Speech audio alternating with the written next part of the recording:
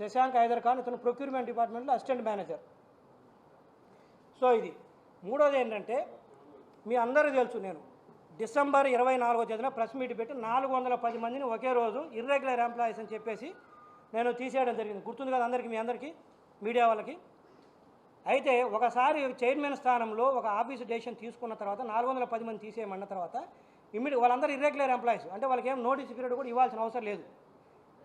ఈ రోజుకి అంటే దాదాపు 2 నెలలు అవుతున్నా కూడా ఈ రోజుకి ఒక్క ఎంప్లాయీని కూడా తీసేసేటట్టుగా అఫీషియల్ ఆర్డర్స్ ఇవ్వలేదు.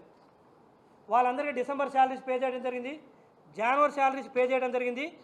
ఇప్పుడు మళ్ళీ ఫిబ్రవరి కూడా ఈరోజు ఇంకా 10 రోజులు ఉంటే ఈ నెల కూడా అయిపోతుంది, ఈ నెల కూడా శాలరీస్ పే చేయాలి. ఎందుకంటే నేను ఇన్స్ట్రక్షన్స్ ఇచ్చినా కూడా అఫీషియల్గా అధికారులు ఆర్డర్స్ ఇవ్వకపోతే, అది ఎండీ గారు కావచ్చు లేదా ఈడీ హెచ్ఆర్ కావచ్చు, ఆ రోజున ఈడీ హెచ్ఆర్ ఇవ్వకపోతే అది అఫీషియల్గా వాళ్ళు ఉన్నట్టే లెక్క. సో ఈరోజు జీతాలు పెద్ద దాదాపు 1.5 కోటి రూపాయలు ఎవడికి పుట్టిన దండగా ఇది? ఈరోజు ఎవరు కట్టాలి డబ్బులు? ఇదంతా ఇర్రెగ్యులర్ ఎంప్లాయీస్, వాళ్ళు రెగ్యులర్ ఎంప్లాయీస్ కూడా కాదు. ఎందుకు ఆఫీస్ ఆర్డర్స్ ఇవ్వరు? 24 డిసెంబర్లో నేను టెర్మినేట్ చేసిన తర్వాత క్లియర్గా ఇన్స్ట్రక్షన్స్ ఇవ్వడం జరిగింది.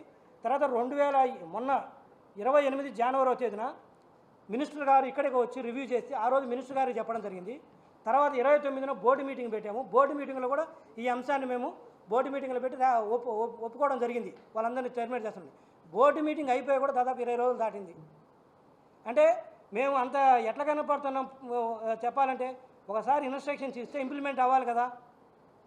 అంటే నీకు ఆర్డర్స్ సైన్ చేయడానికి బాధ ఏంటంటున్నాను. మరి ఎవరు సైన్ చేయాలి?